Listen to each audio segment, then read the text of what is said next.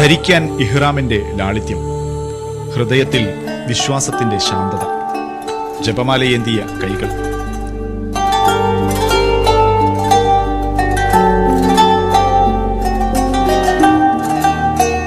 മിനായിലെ കൂടാര നഗരിയിൽ താമസം.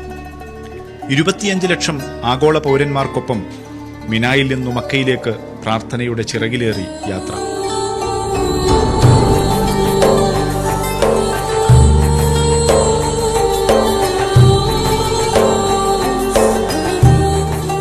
പിന്നെ കഅബ പ്രദക്ഷിണവും സയ്യയും. അതുകഴിഞ്ഞാൽ സ്നേഹാശ്ലേഷണം. ഹൃദയം ഹൃദയത്തോട് ചേരുന്ന നിമിഷം.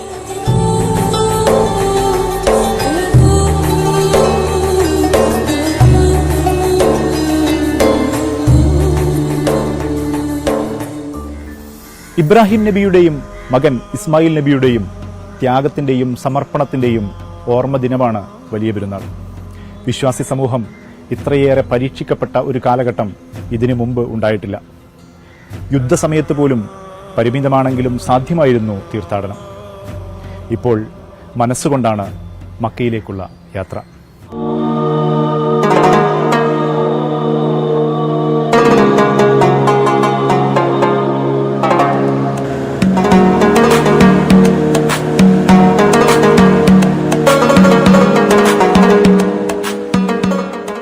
ഇലാഹായ പുരാനോട് ഇരവും പകലും തേടി ഖലീലായ ഇബ്രാഹിം നബിക്ക് കിട്ടി മകനായി ഇസ്മായിൽ നബി എന്ന കനകക്കട്ടി.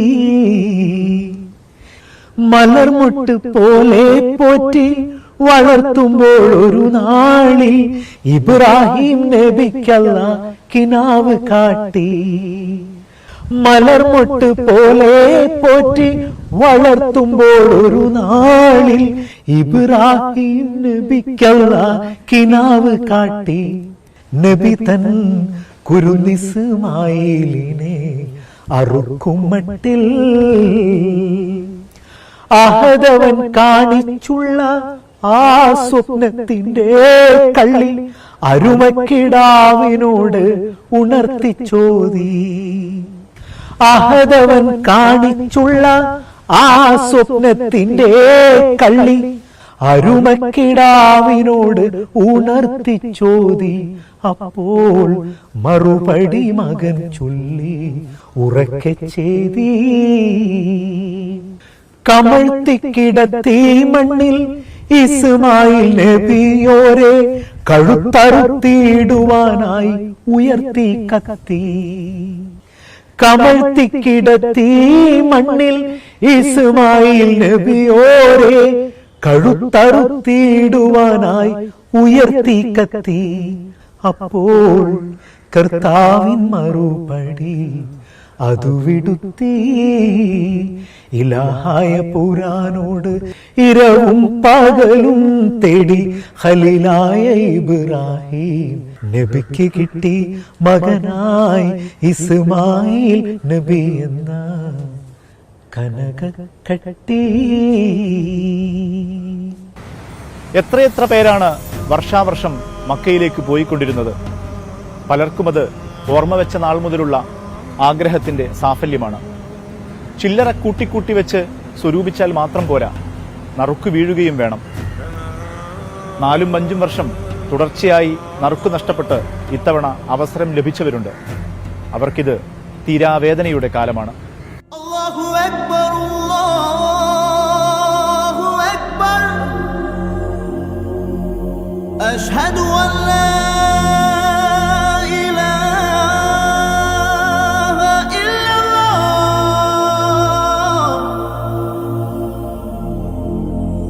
أشهد أن لا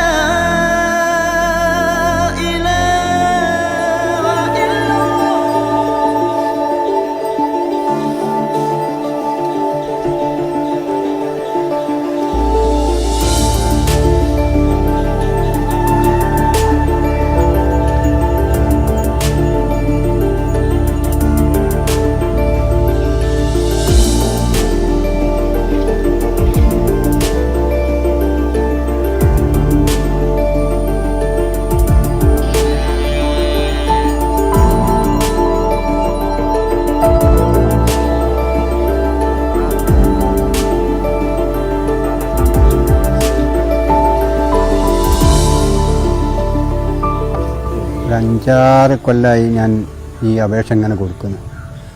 ഇപ്പോൾ എനിക്ക് ഒരു അവസരം കിട്ടിയതായിരുന്നു. അതിപ്പോൾ ഈ കൊറോണൻ്റെ ഈ അടിസ്ഥാനത്തിൽ അത് പോയി. അപ്പോൾ ഒരാഗ്രഹം നിറവേറിയില്ല. നറുക്കെടുപ്പ് കിട്ടിയാലേ നമുക്ക് പോകാൻ കഴിയും. ഇപ്പോൾ കഴിഞ്ഞ പ്രാവശ്യം നറുക്കെടുപ്പ് കിട്ടി, അന്ന് 4 ആൾക്ക്.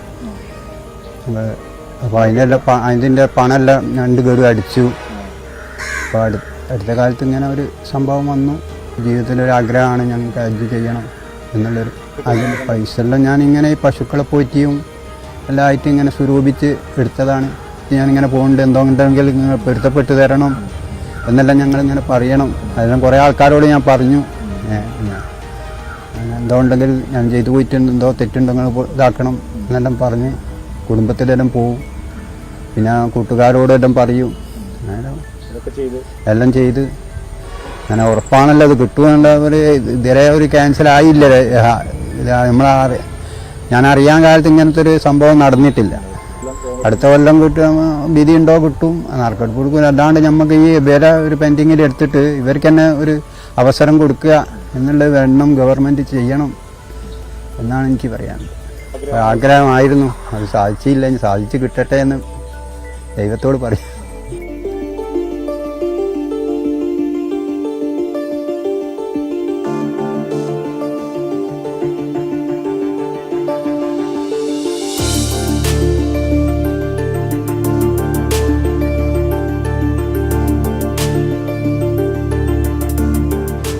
എന്താണ് ഹജ്ജ് തീർത്ഥാടനം? അത് നൽകുന്ന ആത്മീയ അനുഭവം എന്താണ്? 9-ാം നൂറ്റാണ്ട് മുതൽ തന്നെ കേരളത്തിന് മക്കയുമായുള്ള ബന്ധം ചരിത്രകാരന്മാർ കണ്ടെത്തിയിട്ടുണ്ട്. പ്രവാചകന്റെ കാലത്തിന് തൊട്ടു പിന്നാലെ തന്നെ ആരംഭിക്കുന്നതാണ് ആ ചരിത്രം.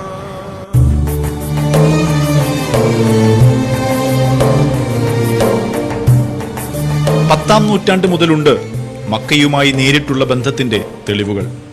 അനേകം കപ്പലോട്ടങ്ങളും കപ്പൽ ഛേദങ്ങളും കടന്നുവന്ന ആ യാത്രകൾ സജീവമായത് മുഗൾ ഭരണകാലത്താണ്. ആദ്യമൊക്കെ 2 വഴിയായിരുന്നു യാത്രയ്ക്ക്. ഒന്ന് വടക്കു പടിഞ്ഞാറ് വഴി കാൽനടയാത്ര, അല്ലെങ്കിൽ കുതിരപ്പുറത്ത്. സുരക്ഷിതമായി മക്കയിലെത്തിയവർ അന്നൊക്കെ ചുരുക്കമായിരുന്നു. അക്ബറിന്റെ ഭരണകാലത്ത് മുംബൈയിൽ നിന്നായിരുന്നു കപ്പൽ യാത്രയുടെ തുടക്കം. സൗജന്യമായിരുന്നു യാത്ര, ഭക്ഷണവും.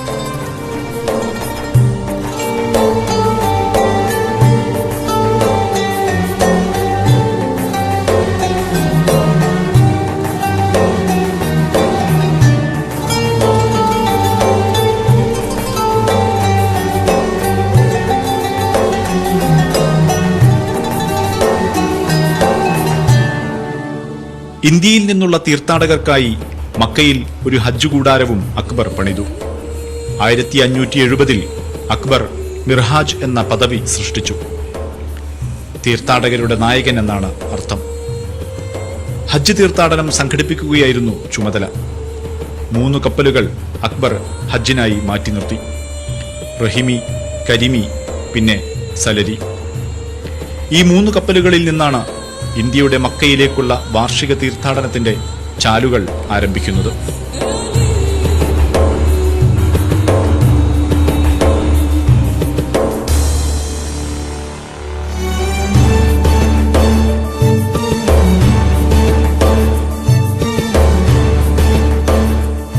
ജഹാംഗീറിന്റെയും ഷാജഹാന്റെയും കാലത്തും തീർത്ഥാടനം മുടക്കമില്ലാതെ തുടർന്നു.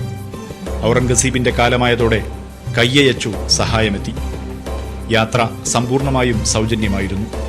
പുറമെ വഴിച്ചെലവിനായി കൈപ്പണം നൽകാനും തുടങ്ങി. ഹുമയൂണിന്റെ ബീവിയായ ബേഗ ബീഗമാണ് ആദ്യമായി ഹജ്ജ് നിർവഹിച്ച മുഗൾ വനിത.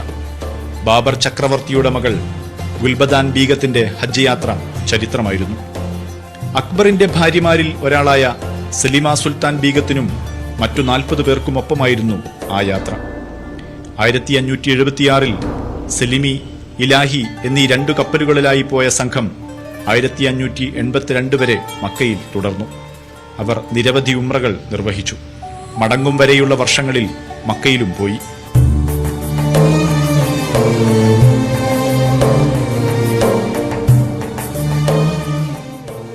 ബ്രിട്ടീഷ് ഇന്ത്യയിൽ 1886 തന്നെ ഔദ്യോഗിക ഹജ്ജ് തീർത്ഥാടനം ആരംഭിച്ചു.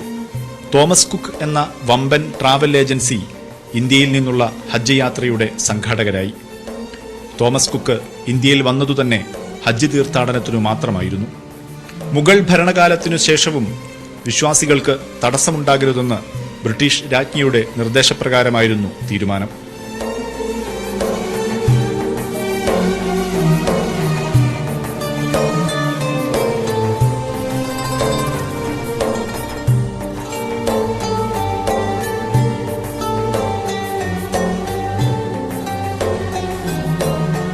മലയാളികളുടെ ഹജ്ജ് യാത്രയും ഒരു കാലത്ത് കപ്പലിലായിരുന്നു. മക്ക ലക്ഷ്യവുമായി ബോംബെയിലേക്ക് വണ്ടി കയറുന്ന ഹജ്ജാജിമാർ ഇപ്പോഴവിടെ ഹജ്ജ് കമ്മിറ്റി ഓഫീസായി പ്രവർത്തിക്കുന്ന മുസാഫിർ ഖാനയിലാണ് താമസിച്ചിരുന്നത്. ഹജ്ജ് യാത്രക്കുള്ള കപ്പൽ എന്നു വരുമെന്നറിയാതെ അനിശ്ചിതത്വം നിറഞ്ഞ കാത്തിരിപ്പ്. കാറ്റും കോളും നിറഞ്ഞ കടൽ യാത്രയുടെ ഓർമ്മകളുള്ള ഹജ്ജ് പുതിയ തലമുറയ്ക്ക് പറഞ്ഞുകേട്ട അറിവ് മാത്രമാണ്.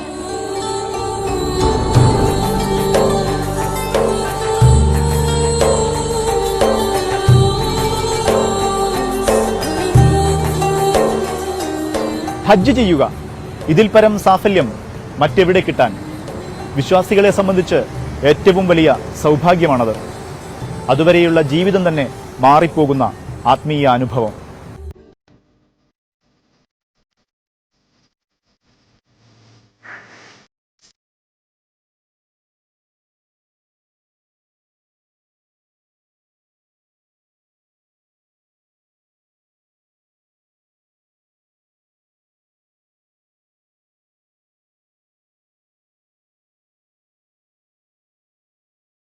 ബലിപ്പെരുന്നാൾ എന്നുള്ളത് അള്ളാഹുവിനോട് ഏറ്റവും കൂടുതൽ കടപ്പെട്ട് ജീവിതം മുഴുവനും സമർപ്പിച്ച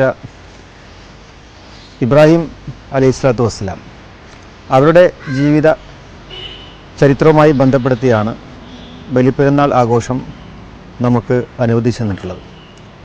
കാരണം ഏറ്റവും കൂടുതൽ പരീക്ഷണം എതിരേറ്റ ഒരു പ്രവാചകനാണ് ഇബ്രാഹിം അലൈഹിസ്സലാത്തു വസ്സലാം. അള്ളാഹു അവരെ വിളിച്ചത് ഖലീലുള്ള, അതായത് അള്ളാഹുവിൻ്റെ സുഹൃത്ത് എന്നുള്ളതാണ്. എന്തുകൊണ്ടാണ് അത്രയധികം അള്ളാഹു അവരെ ചേർത്ത് വെച്ച് നോക്കുമ്പോൾ ഒരുപാട് ഒരു മനുഷ്യന് ജീവിതത്തിൽ പ്രതീക്ഷിക്കാൻ കഴിയാത്ത, ഒരിക്കൽ ഉൾക്കൊള്ളാൻ കഴിയാത്ത അത്രയും പരീക്ഷണങ്ങൾ. ആദ്യമായി തൻ്റെ ഭാര്യയെയും കുഞ്ഞിനെയും ഒരു വിജനമായ സ്ഥലത്ത് ഉപേക്ഷിക്കാൻ വേണ്ടി അള്ളാഹു കൽപ്പിച്ചപ്പോൾ അത് ഉപേക്ഷിച്ചു. പിന്നീട് തീകുണ്ടത്തിൽ, നമ്രൂദിൻ്റെ തീകുണ്ടത്തിൽ എറിയപ്പെട്ടു. മാത്രമല്ല പിന്നീട് മകൻ ഇസ്മായിൽ അലൈഹിസ്സലാത്തു വസ്സലാമിനെ അറുക്കാൻ വേണ്ടി കൽപ്പിച്ചു. ഇങ്ങനെയൊക്കെ കൽപ്പനകളൊക്കെ വന്നപ്പോൾ അതിൽ ഒട്ടും നിസ്സംഗത തോന്നാതെ, അത് ഒരു വിട്ടുവീഴ്ചയുമില്ലാതെ പൂർണ്ണമായും മനസാ വാച കർമ്മണ അതനുസരിക്കുകയുണ്ടായി.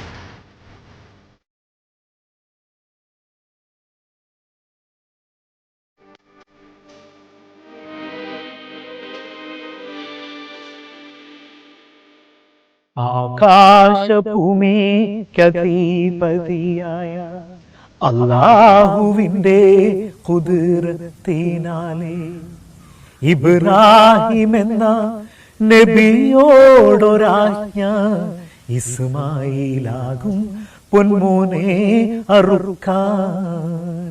നീ ഏത് സമയം നിനക്കുണ്ട് എന്ന് നീ വിചാരിക്കുന്നതിനെയൊക്കെയും അപരനോടുള്ള കരുണയാലും ദൈവത്തോടുള്ള പ്രണയത്താലും നീ എപ്പോൾ ബലിയാക്കുന്നുവോ ആ സമയം നീ ഏതൊരു ആനന്ദത്തെ പ്രാപിക്കുന്നുവോ അതുതന്നെയാകുന്നു ആ സമയം നിന്റെ സ്വർഗം എന്ന് പറയുന്നത്.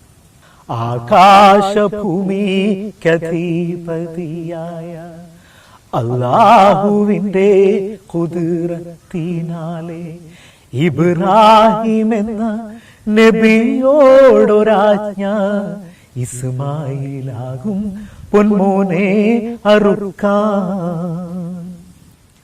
അത് കേട്ട് ഞെട്ടിത്തരിച്ചില്ല ഈമാൻ, അത് കേട്ട് പൊട്ടിക്കരഞ്ഞില്ല പൂമാൻ. അത് കേട്ട് ഞെട്ടിത്തരിച്ചില്ല ഈമാൻ, അത് കേട്ട് പൊട്ടിക്കരഞ്ഞില്ല പൂമാൻ. ഇസ്മായിലോട് പറഞ്ഞു ഖലീല്, ഇറയോന്റെ കൽപ്പനക്കില്ല അതില്. ആകാശ ഭൂമിക്കധിപതിയായ ആകാശഭൂമിക്കധിപതിയായ അല്ലാഹുവിന്റെ ഖുദ്റത്തിനാലേ പൊട്ടിച്ചിരിച്ച് പറയുന്നു മുത്ത് വെട്ടിത്തെറിപ്പിക്ക് ബാപ്പാ കഴുത്ത് ഇരുപേരുമൊത്ത് നടക്കുന്നു മെല്ലെ ഇറയോൻ വിധിയാലെ ബലിക്കല്ല് കൊള്ളേ നിറചന്ദ്ര സൂര്യൻ നടുങ്ങുന്നു മീതേ നിലനിന്ന താര സമൂഹങ്ങളാകെ ഉടയോൻ വിധിക്കായി ഒരുങ്ങുന്നു പൈതൽ ഉടവാള് വീശുകയാണിബ്രാഹീം ആകാശഭൂമിക്കധിപതിയായ അല്ലാഹുവിന്റെ ഖുദ്റത്തിനാലേ. കേരളത്തിലെ മുസ്ലിം ജീവിതത്തോളം തന്നെ പഴക്കമുണ്ട് ഇവിടുത്തെ പെരുന്നാൾ ആഘോഷങ്ങൾക്ക്. ഒരേയൊരു മുസ്ലിം രാജകുടുംബമായ അറക്കൽ കുടുംബത്തിന്റെ അനുഭവങ്ങൾ കാണാം ഒരിടവേളയ്ക്ക് ശേഷം.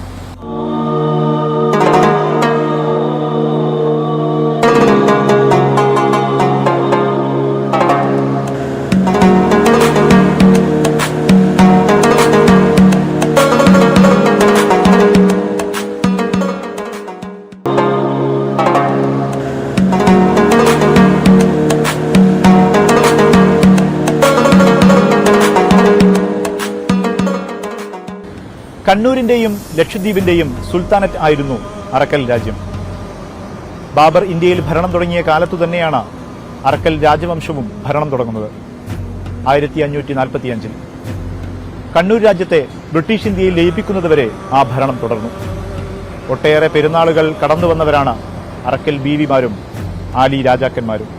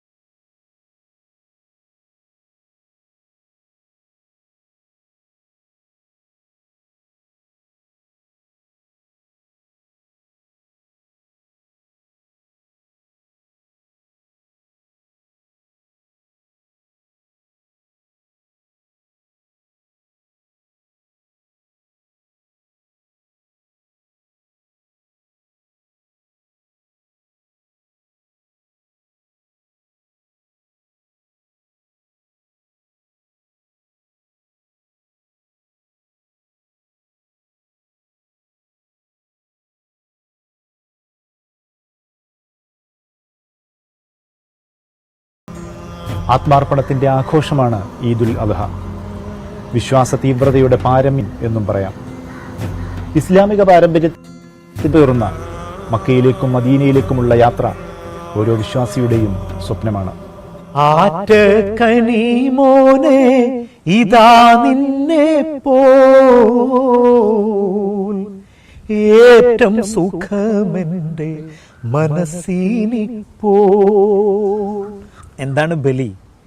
എൻ്റേതൊന്നുമില്ല, ഒക്കെ ദൈവത്തിൻ്റെതാകുന്നു. എന്ന ഒരു ആറ്റിറ്റ്യൂഡാണ് യഥാർത്ഥത്തിൽ ബലി എന്ന് പറയുന്നത്. അതിൻ്റെ ഒരു ബാഹ്യ ചരിത്രവും അതിൻ്റെ ഒരു സന്ദർഭവുമാണ്. അപ്പം ആ ചരിത്രത്തിൽ ഇങ്ങനെ അഭിരമിക്കുന്നതിനപ്പുറം എന്താകുന്നു ഞാനിപ്പോൾ നടത്തേണ്ടുന്ന ഒരു ബലി എന്ന്. ആറ്റക്കനിമോനെ ഇതാ നിന്നെ പോൽ ഏറ്റം സുഖമെന്റെ മനസ്സിനി പോൽ. നേരം കളയാതെ അറുക്കൂ ബാപ്പാ, നേരെ പിടിവാൾ വെച്ചറുക്കൂ ബാപ്പാ. ഉടനെ കഴുത്തെന്റേതറുക്കൂ ബാപ്പാ, ഉടയോൻ തുണയില്ലേ നമുക്ക് ബാപ്പാ. മനമുരുകി വിളിക്കുകിൽ അകലെയല്ല മദീന എന്നാണ് വിശ്വാസികളുടെ വാമൊഴി വഴക്കം. ശരീരം കൊണ്ട് അകന്നും മനസ്സുകൊണ്ട് അടുത്തും വിശ്വാസം മറ്റൊരു വഴിയിലൂടെ സഞ്ചരിക്കുകയാണ്. മനസ്സുകൊണ്ടാണ് ഇത്തവണ മക്കയിലേക്ക്. ബലിയായി തവ ദേഹം കൊടുക്കും നേരം വലിയോൻ തുറക്കുന്നു സുബർക്കമേഴും.